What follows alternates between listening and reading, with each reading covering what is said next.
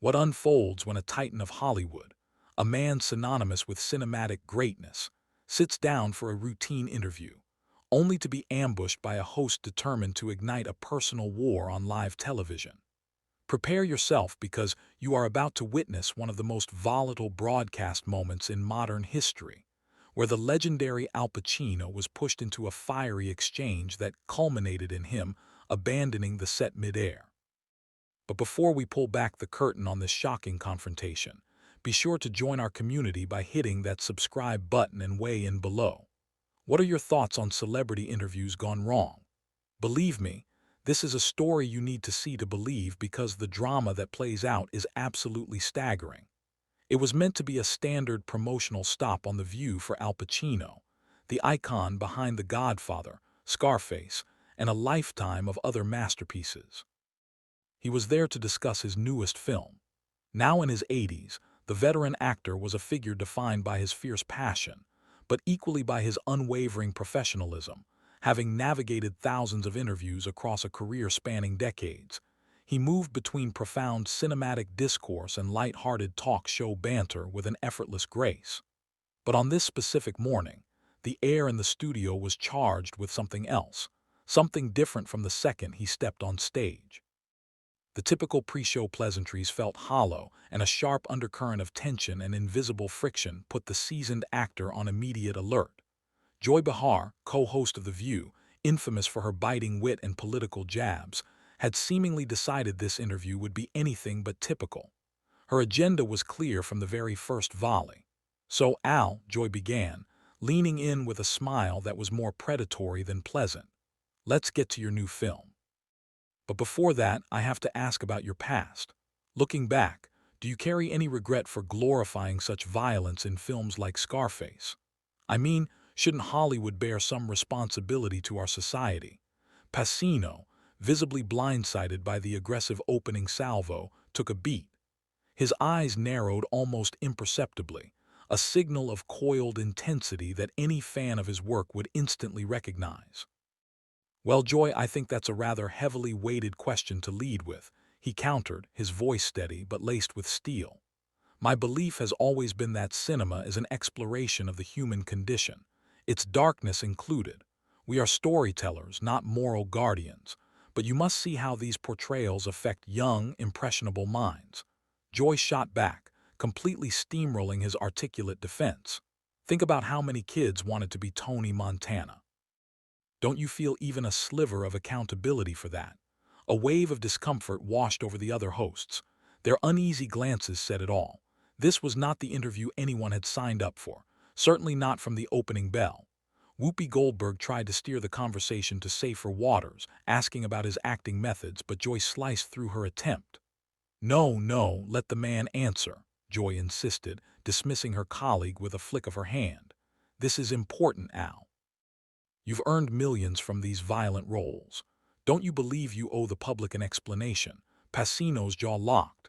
"I owe the public nothing but an honest performance," he stated, his legendary intensity finally beginning to surface. "Every character I've inhabited, I've done so with absolute respect and dedication.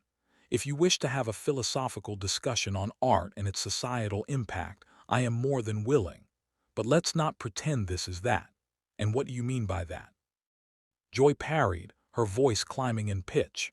"I mean," Pacino replied, his tone now sharp and direct, "that you seem far more invested in manufacturing a conflict than in having a genuine conversation. I've been in this industry for over 50 years. I can distinguish between an interview and an inquisition." The tension in the studio was now a physical presence. Camera operators shifted uncertainly, and the other hosts looked as if they wished the floor would swallow them whole, but Joy Behar was only warming up. "Oh, so I'm interrogating you now," she scoffed, a laugh devoid of any warmth. "I'm asking valid questions about your career. If you're too fragile to handle that, perhaps this business isn't for you anymore." A deafening silence fell over the studio, broken only by the low hum of the broadcast equipment. Al Pacino held Joy's gaze for a long, heavy moment, and in that silence, everyone knew the ground had just shifted. This was no longer just an awkward interview. This was about to become a defining moment. "Listen, lady," Pacino began, his voice low but resonating with the authority of his entire career. I've been fielding questions about my work since before you ever had a job in television. But there is a vast chasm between asking a question and showing blatant disrespect. Joy's face flushed a deep crimson. Disrespectful for asking about the real-world impact of your films. That's my job, Al. Perhaps inside your insulated Hollywood bubble, you're only surrounded by people telling you how brilliant you are. But out here in the real world, we ask the hard questions. The real world. Pacino's eyebrows arched in disbelief. You believe sitting behind this table makes you more in touch with the real world than an artist who has spent 50 years chronicling real lives, real pain, and the real human experience. I think it makes me someone who isn't afraid to challenge Hollywood when it's necessary. Joy snapped back. And frankly, I see a great deal that's problematic with the very films you've built your name on. The other hosts were now desperately trying to regain control, with Sarah Haynes jumping in to ask about his upcoming work. But Joy would not be deterred. "No, we are finishing this," Joy commanded, cutting Sarah off mid-question with a brutal gesture. "I'm not finished, Al. You've been evading my questions." Pacino's expression hardened. "I have evaded nothing. I have answered every single question you've thrown at me. The issue is that my answers are not the ones you scripted in your head.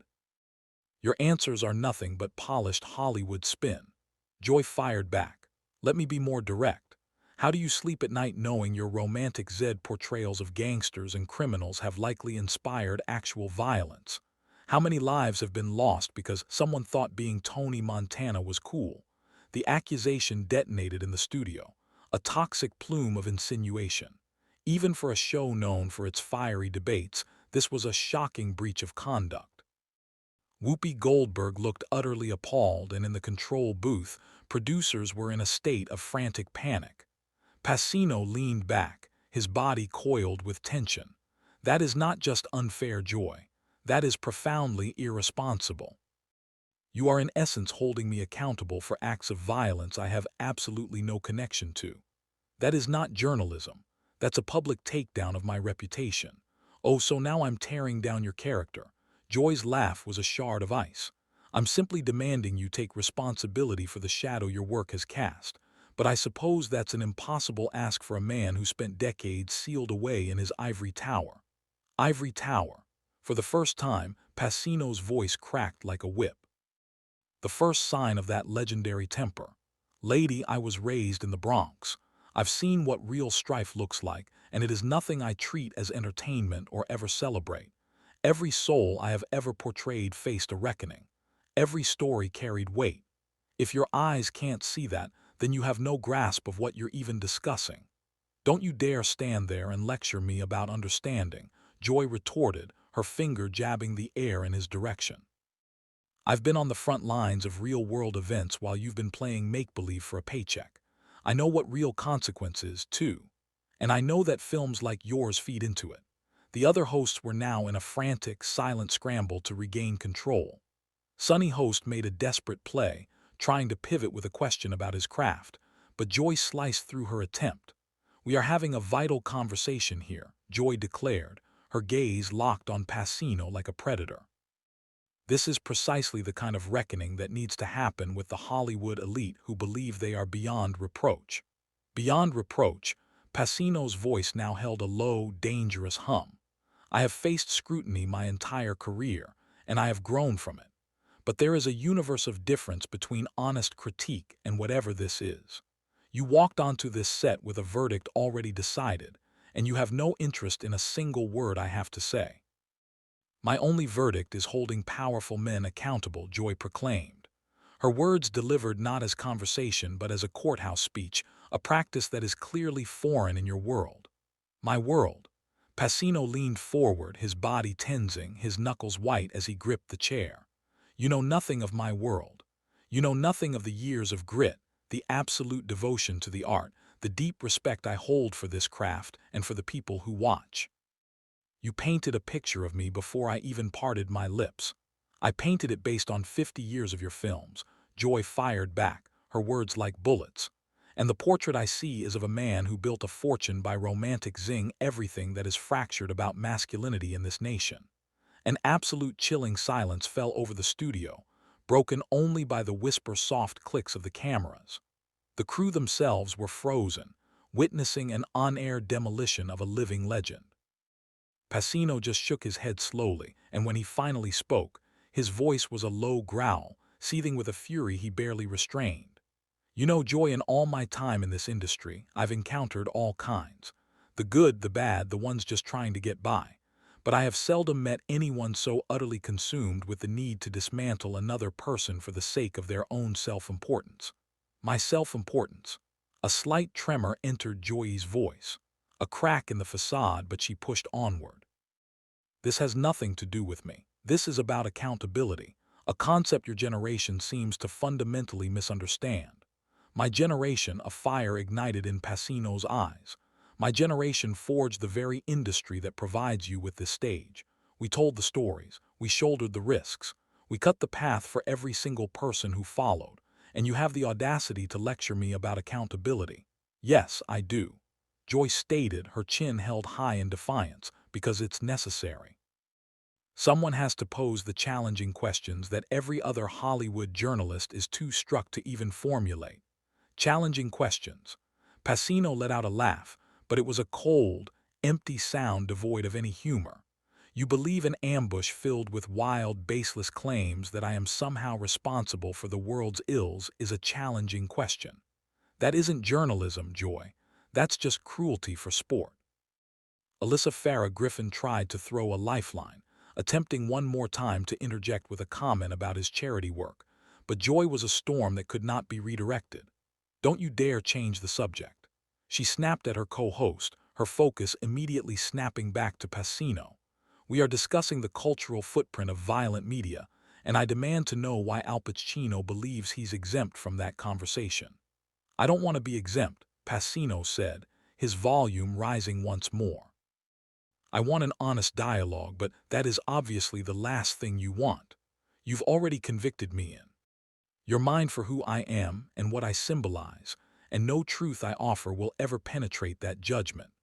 Perhaps that's because what you symbolize is the rot at the core of Hollywood. Joy pressed on with her attack. The old guard, the glorification of aggression, the toxic masculinity, all of it gift wrapped in golden statues and applause. Pacino held her gaze for a long, heavy moment, and the entire studio audience could feel a decision solidifying within him. His expression had morphed from rage into something else entirely. It was a look that bordered on pity. You know, Joy, he began at last, his voice now unnervingly serene. I came here today to discuss my work, to share a piece of it with the audience, perhaps even to enjoy myself. I've sat for thousands of interviews, and in every single one I have maintained my respect, even when the questions were sharp. But this isn't an interview anymore. This is the sound of a powerful man being challenged and not liking it. Joy retorted with a smug curve of her lips, certain she had cornered him and claimed her victory. This is a perfect example of the entitled attitude I've been describing. Pacino's face then settled into an expression none of the hosts had ever witnessed. It was the look of a man who had not just been angered, but fundamentally broken, not by rage, but by a deep and profound sense of disappointment. Entitled, he repeated the word, tasting like poison in his mouth. Joy, I need you to listen to me and listen closely. I have poured my entire existence into this craft. I have dissected every character. I have breathed their air. I have delivered truth in every single role I have ever inhabited. I have never once asked for preferential treatment, never once demanded easy questions, never shied away from difficult conversations. But what you are doing right at this moment is not journalism. It is a public harassment. Joyce scoffed, incredulous, for asking about your movies. Oh, please, Al, this is the very definition of Hollywood privilege. The second you face a real question, you cry foul, harassment, a real question. Pacino's voice dropped lower, and with it, the intensity in the room skyrocketed. Let me educate you on what a real question sounds like. You could have asked about my methods, about the moral tightrope of portraying difficult men, about the responsibility I feel as an artist, about my own evolution through the decades. Instead, you chose a personal crusade to pin society's demons on my chest for reasons that have nothing to do with me. The hosts shot panicked glances at one another. Whoopi Goldberg made one final valiant attempt to steer the ship from the rocks. Al, perhaps we could shift to your new project, she offered, her voice full of hope. But Joy cut her down without a second thought. No, we are not changing the subject. I want an answer from Al. Do you or do you not believe your films, steeped in conflict, have left a negative mark on our culture? Pacino slowly closed his eyes, and when he opened them again, they held nothing but a deep, resigned sorrow. Are you certain you want the answer to that question? He challenged. Yes, I am, Joy declared, a triumphant glint in her eye. Then here it is. I believe that true art, real art, is a mirror held up to society, and sometimes that mirror reflects images we would rather not confront. The men I have portrayed, they are not heroes, he explained, his voice low and deliberate. They are cautionary tales. Tony Montana does not find happiness, Joy. He finds his end alone and in ruin. Michael Corleone does not discover peace. He discovers only a profound soul-crushing emptiness. Those are not glamorous conclusions. They are tragedies, he stated, but Joy cut him off. But people don't perceive them that way, she interjected. Some people don't, Pacino conceded, his patience thinning. But that is not a failing of the art. That is a failing of those who actively choose to ignore the message. Should we cease telling stories about difficult realities because a few might misinterpret them? Should our only films be about puppies and rainbows? Don't be absurd, Joy shot back. I'm not the one being absurd. Joy, you are. You are demanding I accept responsibility for how strangers decide to interpret my work. That is akin to blaming Shakespeare for every dark deed committed by someone who read Macbeth. The color was rising in Joy's face, a crimson tide of fury. Do not dare compare yourself to Shakespeare. That is precisely the kind of arrogance I am referring to. I'm not comparing myself to Shakespeare, Pacino countered, his patience now a brittle facade. I'm making a point about artistic responsibility, but you have no interest in understanding that point. Your only goal is to attack. I want honesty, Joy proclaimed, something that seems to be in desperately short supply from Hollywood these days. Honesty. The steel in Pacino's voice returned, sharper than before. You want honesty. I will give you honesty, Joy. This is without question the most unprofessional interview I have ever endured. I have been shown more courtesy by paparazzi hiding in bushes than I have by you in this studio today. Oh, boo-hoo. Joy scoffed, the mockery dripping from her words. The great movie star isn't being treated like royalty. Welcome to the real world, Al. And that was the moment. The precise instant everyone in that studio knew a line had been irrevocably crossed. Pacino rose slowly from his chair, a deliberate movement that seemed to vacuum all the oxygen from the room. You know what, Joy, he said, his voice now a blade of pure chilling calm. I have been in this industry for over 50 years. I have collaborated with the greatest directors, the most iconic actors, the most brilliant writers across multiple generations. I have faced criticism from people who possess actual knowledge of the craft, and I have learned from every single one of them. But I have never, and I mean never, been subjected to such profound disrespect by someone who dares to call herself a professional. If you can't handle the heat, Joy began, but Pacino raised a hand, silencing her. No, you are finished speaking. I listened to you. Now you will listen to me. I came here as an invited guest on your program. I arrived with respect for this show and for the audience that tunes in. I came prepared to engage in a genuine conversation about my work, my life, and my experiences. Instead, you chose to use me as a public target for whatever unresolved grievances you harbor against the entertainment industry. The studio was a tomb of silence. Even Joy appeared momentarily paralyzed by the controlled fire in his voice. I don't know what transpired in your life to fill you with such bitterness, Pacino continued, his tone clinical. And frankly, it is of no concern to me, but I will not sit here and allow you to project it onto me. I have been nothing but professional, and you have been nothing but hostile, and I am done with it. Joy, scrambling, finally found her voice. So you're just going to run away? Just like every other Hollywood prima donna who can't take a little criticism at that Pacino actually smiled, but it was a cold, razor-thin smile devoid of any warmth. Criticism. Is that what you call this, Joy? I've been critiqued by the sharpest, most gifted minds in the world, and I've cherished it because it forced me to be better. But this is not criticism. This is merely cruelty, and life is far too short to waste a single moment on cruel people. He began unclipping his microphone, and a wave of panic washed over the production crew. Al, please, Whoopi Goldberg pleaded, don't leave. We can reset. Pacino turned to Whoopi, his expression softening with genuine affection. Whoopi, you are a class act. You always have been, but I cannot continue this. I will not continue this. Joy, perhaps sensing the monumental scale of her miscalculation, made one final desperate bid for control. Fine, go on, leave. Show the world what you're really made of. Pacino paused, mic in hand, and locked his eyes on Joy one last time. You want to know what I'm made of? I'm made of 50 years of relentless work, unwavering dedication, and profound respect for my craft and my colleagues. I'm made of thousands of hours of study, of preparation, and of pouring every ounce of myself into every role. I'm made of a genuine love for the art of storytelling and for the people who watch our films. And I am made of enough self-respect to know when to walk away from someone who doesn't deserve another second of my time. With that, he placed his microphone into the hands of a stunned production assistant and turned toward the exit. This is live television, Al. Joy's voice was a desperate cry into the void. You can't just walk out. Pacino stopped at the very edge of the set, turning back for a final, piercing glance. Watch me. And with those two words, one of the most revered actors in Hollywood history walked off the set of The View, leaving in his wake a shell-shocked studio audience, mortified co-hosts, and one furiously red-faced Joy Behar, who had just learned the hard way what happens when you push a legend to their breaking point. The cameras continued to roll, capturing the hosts as they scrambled to fill the gaping void, but no words could erase what the world had just witnessed. It was a masterclass in maintaining dignity under fire, and a stark reminder that respect is a courtesy to be given, not a tribute to be demanded.